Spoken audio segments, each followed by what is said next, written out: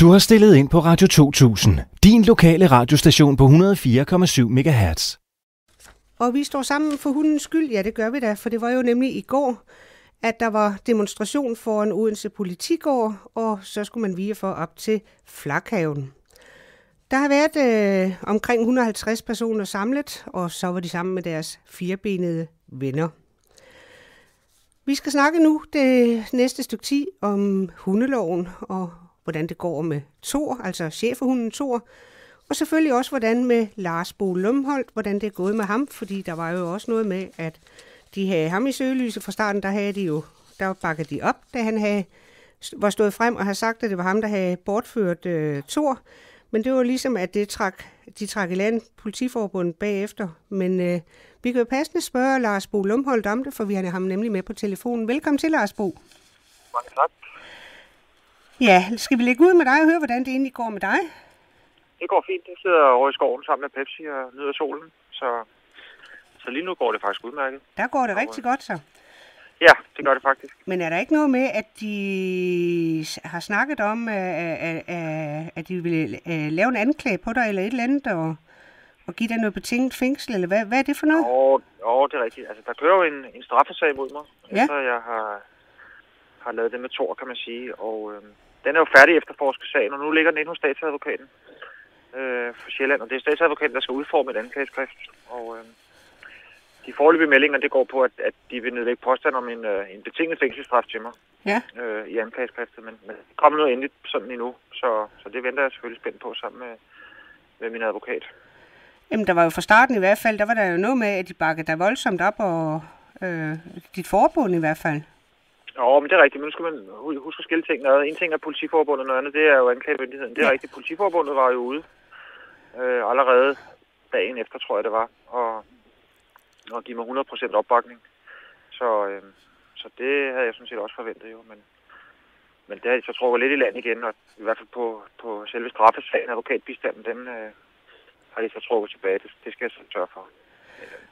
Jeg formoder, de står bag mig, når den altså din sagen kommer for i hvert fald. Ja, altså først skal jeg jo i retten og have sagen afgjort der, og så efter, når den er afsluttet, så kommer den disciplinære del, altså omkring min fremtid i politiet, og man har en fremtid i politiet. Der har jeg da Politiforbundets ord på, og der skal de nok hjælpe mig i den faglige kamp, hvis man kan kalde det det. Det vil da være rigtig godt i hvert fald, fordi jeg synes i hvert fald, det vil være. Selvfølgelig er det ikke rigtigt, det du har gjort, men altså på den anden side kan det ikke være rigtigt, at du skal miste dit job på grund af sådan nogle ting her. Vi må jo være enige om, at det er jo den lov der er fuldstændig hen i skoven. Ja, altså det tror jeg ikke, der er ret mange, der er uenige. Ja. Jeg tror ikke, der er ret mange, der er uenige om, at den ikke virker efter hensigten. Om hvordan man så skal gøre opmærksom på, at den ikke virker efter hensigten, det er jo så spørgsmålet. Jeg ved jo, der er rigtig mange, der har kæmpet for at råbe op om det her, ikke? Men det er ligesom ikke rigtig lykkedes. Så jeg tænker, at nu er det måske tid til at tage den et skridt videre, et lidt drastisk skridt. Og det var også det, jeg gjorde. Og altså det, man skal huske på, det er, at jeg har jo ikke økonomisk fået nogen vinding ud af det, eller der er jo sådan set ikke nogen forurettet, hvis man kan sige det som sådan. Der er jo ikke nogen, der har fået blå mærker, eller har tabt nogle penge på det her. Nej. Men du er jo i hvert fald Thors liv. Det er rigtigt, ja. Indtil videre. Ja. Thor, han er jo stadigvæk dømt til aflivning, og formentlig en af de mest eftersøgte hunde i Danmark, så han er ikke home safe endnu, hvis man kan sige det sådan. Nej. Har I gemt ham godt? Jeg ved det faktisk ikke, men det håber jeg. Ja. Altså, det er lykkes indtil videre, men jeg ved faktisk ikke, hvor han er henne. Og det er egentlig heller ikke interesseret i at vide, fordi så kan jeg jo ikke komme til at tale over mig. Så kan du ikke komme til at tale over dig, eller noget som helst i hvert fald. Men de meldinger, jeg får, det går i hvert fald på, at han har det rigtig godt. Så han er kommet så efter sin 2,5 måned op på internatet, hvor han havde det rigtig skidt. Ja, nu nævner du så lige selv det der internat. Der har jeg da læst i avisen, at det blev meldt for dyremishandling, fordi de har jo faktisk ikke alt for godt dyrene op på det internat. Ja, jeg ved ikke, om det generelt er, at alle dyrene ikke har det så godt, men jeg ved i hvert fald, at jeg tror, han havde det rigtig skidt, da jeg hentede ham. Han havde blandt andet nogle store sår med betændelse i, og han havde noget kraftig lungebetændelse, og han bare i hvert fald præg af ikke at have fået noget motion og ikke har fået nok at spise. Han havde i øvrigt også en kraftig diarré. Så det er rigtigt. Der har Færderup jo været inde og lavet en anmeldelse mod Nordsjællands politi mod internatet for ikke at have passet ordentligt på ham. Ja. uheldigvis så er det jo så Nordsjællands politi, som har behandlet sagen omkring landrygter Thor. Ja. Og Nordsjællands politi har jo et glimrende samarbejde sammen med internatet. Det er jo der, de bringer alle de dødsdømte hunde op. Og de har så afvist sagen. Der er ikke grund til at efterforske videre i den. Den har de afvist. Ja, den har de afvist, ja. Ja. Det kan vi jo så gisne lidt om, hvorfor de bare har det. Ja, altså nu kan man jo håbe på, at der bliver klaget over det til statsadvokaten for Nordsjællands politis disposition i den del, så sagen alligevel ikke bare dør hen med en afvisning. Den bør der efterforskes, mener jeg. Og så må man jo lade det være op til en dommer at tage stilling til, om han er blevet afvist, eller vandrygtet eller ej. Ja. Men ministeren på det område, det er jo Mette Gjerskov. Hun ønsker jo så at ændre noget af lovgivningen nu her i hvert fald. Blandt andet, at man ikke må skyde omstrejfende hunde, og man heller ikke må aflive uden vire. Altså, der skal præciseres nogle bestemmelser omkring hundens skambidning af andre hunde. For det er jo det hænger på mig, det der, hvis hvad jeg vil våge den påstand, at en stor hund har forsvaret sig mod en anden hund, så kalder de det skambid, og det er det jo ikke. Det er fuldstændig rigtigt. Der er jo ikke nogen definition i selve loven af skambid slet ikke defineret. Så det har sådan været op til fri fortolkning at definere det. Og der har Rigspolitiet så lagt en linje, der siger, at hvis den forurettede hund er blevet syet med så meget som et stænk, så er der tale om skambidning, og så må den anden hund lade livet. Og det vil sige, at der er jo masser af familier, der har mistet deres hunde i sådan helt almindelige, banale, små hundeslagsmål. Ja. Og da store hunde ofte bider hårdere og har større tænder end små hunde, så er det som regel de store, der må lade livet. De vinder. Ja. Det kan godt være, at de vinder hundeslagsmålet, men de mister livet på det. Uanset hvad der ellers har givet anledning til det. Der har jo også været eksempler på, at der rent faktisk er mennesker, der er blevet frifundet i retten for overtrædelse af hundeloven, efter deres hunde er blevet afgivet. Så det fungerer rigtig dårligt. Det gør det. Ja, det kan godt være, men jeg vil lige, altså det jeg spørger dig om nu, for jeg vil sige, Mette Gjerskov, handler hun ikke lidt langsomt i denne her sag? Jeg synes ikke rigtigt, der sker noget. Altså så vil hun have det i udvalg og have noget, men altså burde hun ikke se at være lidt hurtigere i vendingen her, fordi der er jo stadigvæk hunde, der bliver aflivet på den konto. Jamen lige præcis. Altså det er jo også det, der er problemet med det. Altså jeg går ikke ind for, at man skal vedtage en lov i hud og hast, fordi det har man jo gjort en gang, og det har vi jo så set resultatet af. Så jeg er da helt enig med hende i, at det skal overvejes grundigt om, hvordan den nye lov skal ses ud. Man kan sige, at alt udvalgsarbejdet er jo sådan set lavet i forbindelse med, at den nuværende hundelov blev vedtaget. Der er det bare at ignorere alle eksperternes udsagn og vedtage loven. Så den dybe tallerken er sådan set opfundet en gang. Selvfølgelig skal der noget supplerende til.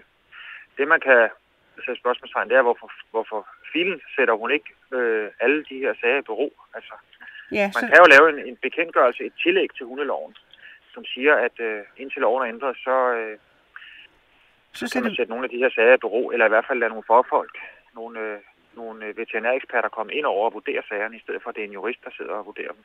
Ja. Så på den konto kan man godt sige, så er hun lidt langsom. Ja, det er de andre politikere i øvrigt også. Ja. Der er jo faktisk store flertal i Folketinget for, at det ikke duer det her. Så der kan jo snilt rejses et flertal for, at der bliver lavet en indgørelse, der siger, at nu stikker vi lige pipen ind og trækker vejret, og så holder inde med alle de her aflivninger. Ja. Det behøver jo ikke at være ministeren, der tager beslutningen. Der kan jo skabes et flertal uden om ministeren. Ja. Så det undrer mig også lidt. Ja, det undrer i hvert fald mig meget, det der. Noget af det, der har været op, det vil jeg lige høre om, det er blandt andet, om hundeejerne skal have et hundecertifikat. Tror du, det er nogen løsning? Det er en rigtig svær problematik, fordi det... Jeg ved det ikke. Ja, der er jo formentlig nogle erfaringer fra andre lande, og dem synes jeg selvfølgelig, man skal kigge til, men der kan selvfølgelig blive nogle administrative problemer. Også omkring, skal man have et hundecertifikat for at passe en andens hund i en weekend, eller hvordan er det? Så det kan give anledning til nogle problemer. Jeg ved, der er nogle steder i Tyskland, der er der nogle særlige krav til de hundeejere, som har valgt at eje en bestemt type hunde. Og det kunne man måske også overveje at kigge på tyskernes erfaringer med det. Det jeg tænker på, vi har jo også en lovgivning nu om, at vores hunde skal være chippet. Men alligevel er det jo ikke alle hunde, der er det. Altså det er vel lidt frem til, det er jo mange gange, når der er problemer, eller er et eller andet med hunde, så er det jo mange gange ejeren. Det er den i den anden ende af snoren, det er jo den, at der er noget galt med. Det er jo ikke selve hunden, der er det jo. Det er præcis. Det er jo et rigtig godt problem, du belyser der. For det første, så er der jo masser af uansvarlige hundeejere. Og en registrering af hunde, den skal jo være lovpligtig, og så derfor skal man lade sin hund registrere. Og man skal jo også have en forsikring på hunden, så det er jo helt hen i skoven, at det ikke foregår. Jeg mener jo også, at sanktionerne bør være lidt større over for hunder. Det er jo hundene, der betaler prisen i øjeblikket. Altså en hundevalp af forkert race, den er jo ikke skyld i, den selv er blevet født. Nej. Men det er stort set omkostningsfrit for ejeren og avle på de her hunde. Så længe de er forbudt, så mener jeg, at hammeren bør falde langt hårdere, fordi det har jo store konsekvenser for hundene. Og jeg mener ikke, det er hundene, der skal betale prisen. Det må være ejeren, der skal betale prisen. Det er vi helt enige om i hvert fald. At hundene skal slås ihjel, det er fuldstændig urimeligt, synes jeg. Hvordan gik demonstrationen i går, Lars Bo? Jamen, jeg synes, det gik fint. Jeg synes, der var et pænt fremmøde. Jeg havde måske håbet på lidt flere, men jeg ved også, der er konfirmationer her i weekenden, og vejret var fantastisk, så haven trækker også og sådan noget. Så jeg synes faktisk, der var et pænt fremmøde, og især fra Tyskland kom der stor støtte, så det var fantastisk. Det var en rigtig god demonstration, synes jeg. En god ro og orden, og der kom nogle gode budskaber ud. Så jeg synes, det var en fantastisk dag. Det var rigtig dejligt at høre.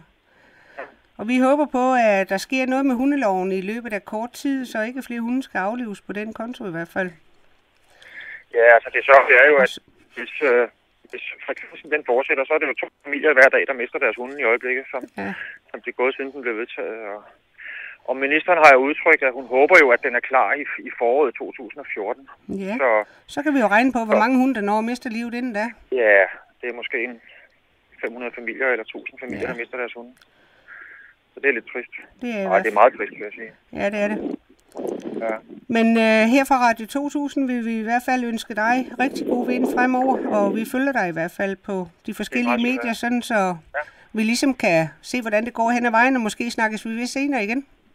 I er meget velkommen til at ringe i hvert fald. Jeg vil i hvert fald sige tusind tak, fordi vi måtte forstyrre dig her søndag eftermiddag. Det var så lidt. Og så må dig og Pepsi ud på en tur. Vi er i gang allerede, så det er super. Ja, have det rigtig godt, og tak fordi vi måtte ringe dig op. Jamen tak lige måde. Velkommen. Godt. Hej. Du har stillet ind på Radio 2000, din lokale radiostation på 104,7 MHz.